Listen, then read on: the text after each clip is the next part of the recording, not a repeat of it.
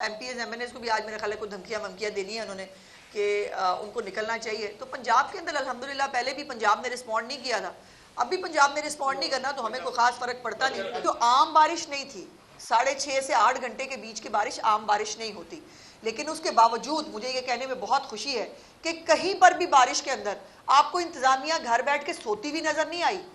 Propaganda फितना cell है इनका, वो डीएचए की तस्वीरें लगा लगा के, भाई डीएचए हमारे अंडर नहीं आता। ये डीएचए वाले जो वोट डालते हैं ना, जब इनको पता होना चाहिए कि ये जिनको वोट डालते हैं और ये डीएचए जो है ये किसके अंडर काम करता है, डीएचए हमारे अंडर। अब डीएचए के अंदर जो है वो कुछ प्रॉब्लम हुआ पानी। देखिए, पहली तो बात यह है कि सेहत कार्ड के हवाले से बहुत सारी चीज़ें पेंडिंग हैं पिछले दौरे हुकूमत की। उसकी ऑडिट रिपोर्ट्स जो हैं वो भी मेरा ख्याल अभी तक शायद नहीं बनी हैं, वो मंजर आम पे नहीं आई हैं, आ जाएंगी। और जो भी मैंने जैसे कहा था कि पंजाब में ज़ीरो टॉलरेंस है, जिसने जो गलत किया है वो उसको भुगतना पड़ेगा। और अगर ओवर इनवॉइसिंग और ये सब कुछ जो होता रहा हम भी देखते रहे तो वो वापस करना पड़ेगा, इसमें तो कोई दूसरी राय नहीं है। और जहाँ तक एहतजाज की, तो भाई जो उनको काम आता है वो वही करेंगे ना।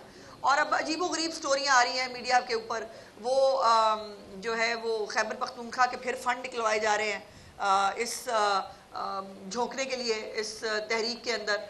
और एमपीएस एमएनएस को भी आज मेरे ख्याल है कुछ धमकियां वमकियां देनी है उन्होंने कि उनको निकलना चाहिए। तो पंजाब के अंदर अल्हम्दुलिल्लाह पहले भी पंजाब ने रिस्पॉन्ड नहीं किया था, अब भी पंजाब ने रिस्पॉन्ड नहीं करना तो हमें कोई खास फर्क पड़ता नहीं।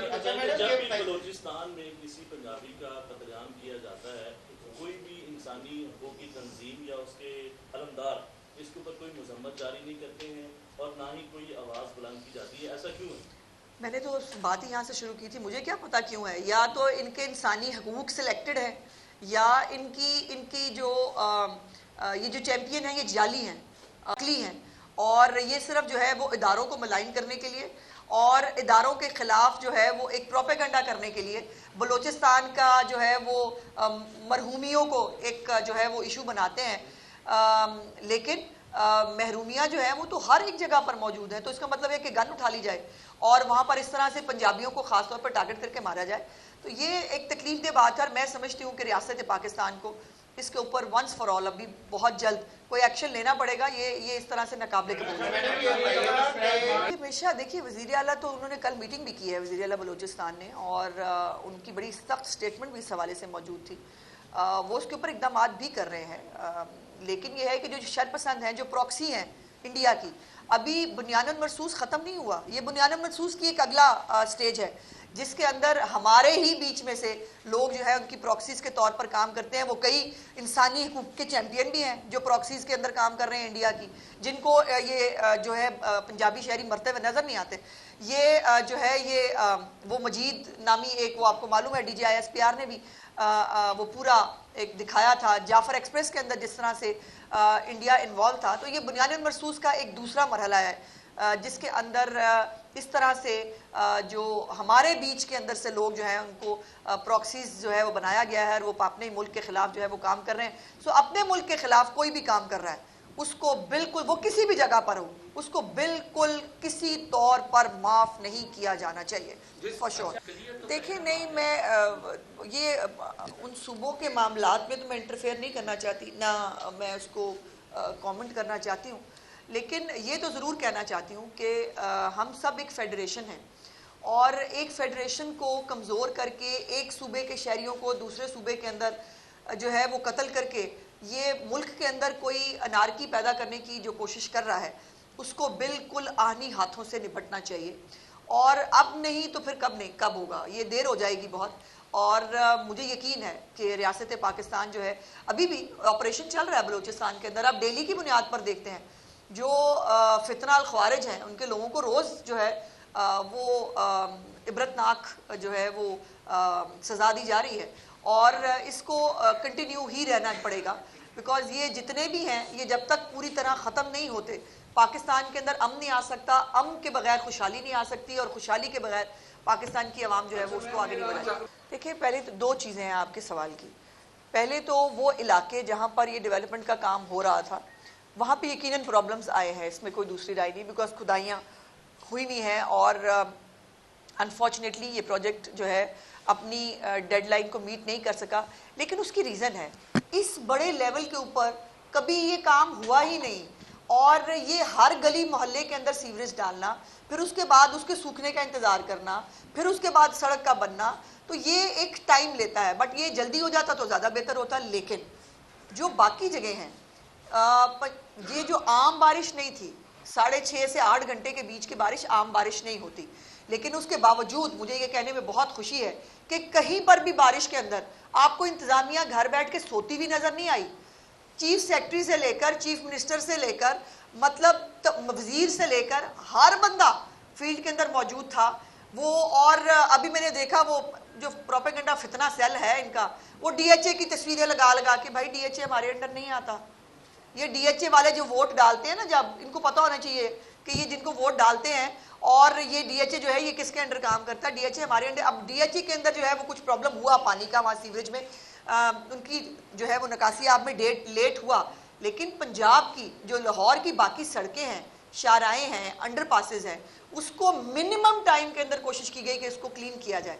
तो बारिश के अंदर पानी का इकट्ठा होना नेचुरल है, लेकिन क्या उस पानी को निकालने की कोशिश की गई कि नहीं, ये सवाल है। कितनी देर में पानी निकाला गया, ये सवाल है।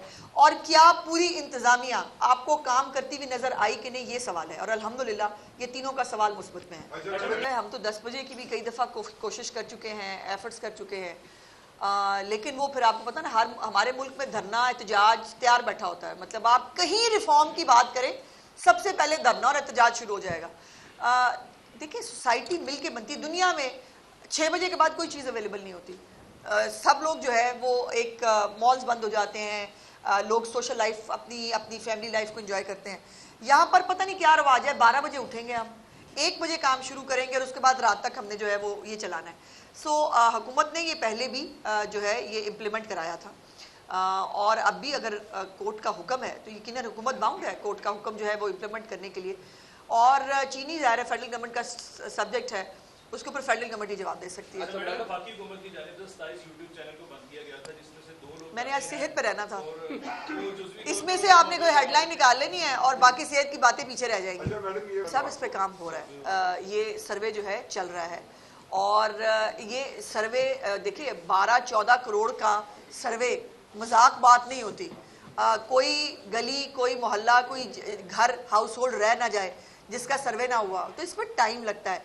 ये सालों में सर्वेज कंप्लीट होते हैं, लेकिन चीफ मिनिस्टर साहबा ने ये डेडलाइन दी हुई है। ये सर्वे जो है इंशाल्लाह बहुत जल्द कंप्लीट हो जाएगा। तो हमारे पास खुद, और ये भी अपनी नौयत का अलहदा प्रोजेक्ट होगा कि एक सूबे के पास अपना खुद का सर्वे, एक सेंसस मौजूद होगा, उसको मालूम होगा कितने गरीब लोग हैं, कितने लोग पॉवर्टी की लाइन से नीचे रहते हैं, कितने लोगों को छत की ज़रूरत है, कितने लोगों को राशन कार्ड की ज़रूरत है।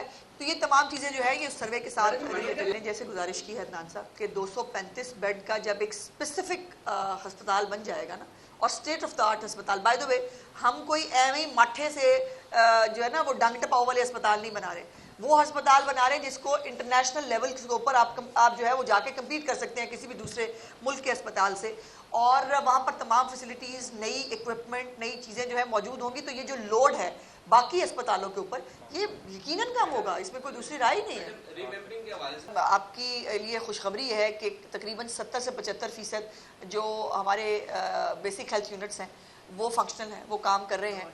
और उस बेसिक हेल्थ यूनिट्स में मैं आपको सबको, आप जर्नलिस्ट हैं, मैं आप सबको दावत देती हूँ कि आप शहर में नहीं, किसी रिमोट गांव में जाइए और वहाँ जाकर उस बेसिक हेल्थ यूनिट को जाके विजिट कीजिए और देखिए वहाँ किस तरह की फैसिलिटीज़ दी गई हैं। और वो जो एक ह्यू एंड क्राई किया गया, बेच दिया, वो BHU बेच दिए, बेच नहीं दिए। वो एक डॉक्टर जो, देखिए डॉक्टर्स भी बहुत सारे हमारे पास आ रहे हैं जिनके पास सरकारी नौकरियाँ फिर उनको एक लिमिटेड होती हैं, दी नहीं जा सकती। वो डॉक्टर्स जो है वो उसको अडॉप्ट कर रहे हैं उस हेल्थ क्लिनिक को। उस हेल्थ क्लिनिक के अंदर 24/7 मौजूद होते हैं, अपने लिए भी कमा रहे हैं, लोगों को भी फैसिलिटेट कर रहे हैं। इससे बेहतर मॉडल हो ही नहीं सकता। और ये मैं समझती हूँ कि ये जो चीफ मिनिस्टर साहिबा का हेल्थ क्लिनिक्स का इनिशिएटिव है, ये एक तारीख रकम करेगा। अब तो वहाँ डिलीवरीज भी शुरू हो गई हैं। वो जो आपका सवाल था ना, शहरों में आना पड़ता है खवातीन को डिलीवरीज कराने के लिए, बेसिक हेल्थ यूनिट्स में डिलीवरीज भी शुरू हो गई हैं खवातीन की। तो अब ये जो लोड है, जो प्रेशर है, नज़ला जुकाम की दवाई लेने के लिए भी गरीबों को जो है वो चल के ऑल द वे अपने DHQ में या उसमें आना पड़ता था। वो तमाम अद्वियात, वो तमाम चीज़ें उनको वहाँ पर टेस्ट जो है वो वहाँ पर अवेलेबल है। और इससे बड़ी खिदमत जो है वो नहीं हो सकती। बड़ा लोगों को शौक था पंजाब के अंदर अस्पताल गिनने का। बिल्कुल मैं उनको चैलेंज करती हूँ कि आएँ, पंजाब के अंदर जितने नए अस्पताल बन रहे हैं वो भी गिने, जितने हेल्थ यूनिट्स रिवैम्प हुए हैं वो भी देखें, जितनी अद्वियात मिल रही हैं वो भी देखें, जितने हेल्थ इनिशिएटिव्स हैं वो भी देखें। और कभी बराए मेहरबानी अपने बारे में भी बता दें कि आपने क्या किया आज तक मुझे तो कम अज़ कम जो प्रोपेगेंडा सेल के जो लोग हैं, मुझे कभी तक उन्होंने नहीं बताया कि खैबर टीचिंग अस्पताल में कितना रिवैम्प किया है आपने, जो बाकी खैबर पख्तूनख्वा के अंदर कितने नए अस्पताल बनाए हैं।